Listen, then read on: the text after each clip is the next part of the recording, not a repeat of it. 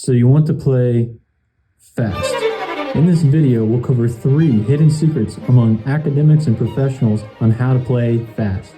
Whether you're a beginner or advanced, these practice methods will help you shred. Tip number 1, speed burst. This is a practice method in which you juxtapose 2 extreme outliers of tempo side by side from slow to fast. The formula for this equation is 75% slow, 25% fast. We'll use this formula to achieve higher speeds in any musical passage.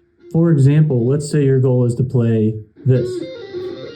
Here, we'll take this music passage and slow it down and spend 75% of our time practicing it slow. And then immediately after, we'll spend 25% of it practicing it very fast, like this.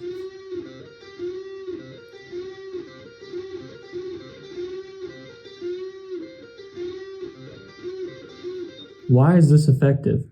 When practicing it slow, it solidifies our muscle memory and the correct notes, while the 25% practice fast allows us to understand the difference in mechanics in our fingers when we're traveling at a higher speed.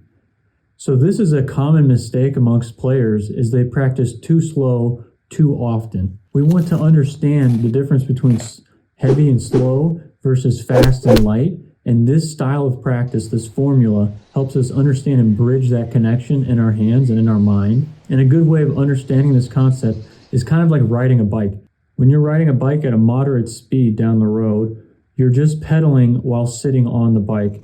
You have heavy movements in your legs and little movement in your arms or upper body. But when you want to go fast, when you want to go top speed on a bike, the whole mechanics of your body changes. You actually stand up off the seat, your legs are going back and forth, your arms are moving as well. So the mechanics of that are different, and that's similar to how it is when you're playing music. The slow practice will feel different from the fast, and that's why speed bursts have that juxtaposition of the extremes, from very slow to very fast, allowing us to understand that difference and what to expect going forward. Tip number 2, incremental tempos. Incremental tempos are subtle sequences of inflation and deflation in the tempo, which allow progress to become blurred and increasing speed seamless. The formula for this practice method occurs as 3 steps forward and then 1 step back, as follows. Step 1 would be 60, step 2 would be 65, and step 3 would be 70. So those are our 3 steps, and then we'll take a step backwards to 65, so that's our step 1 again.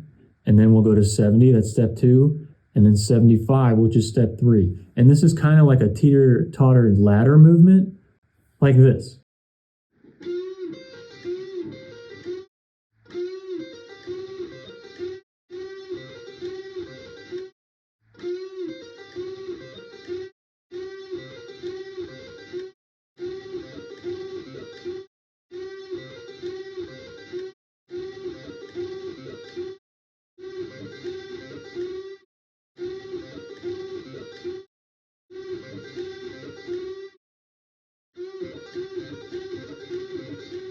A good way to apply incremental tempos is to start at a quarter of your desired goal.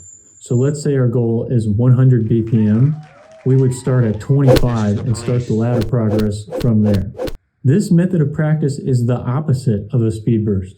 Whereas the speed burst juxtaposes the extreme outliers of tempo, in this method, we're actually going to blur that progress in this stepwise motion here, where you hardly even can tell that the increase in tempo is happening. Tip number 3, out of context.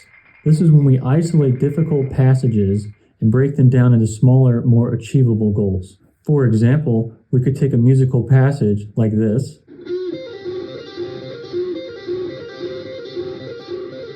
and break it down into 3 specific sections within itself.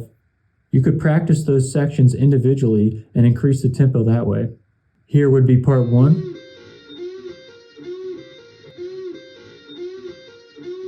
Here would be part 2.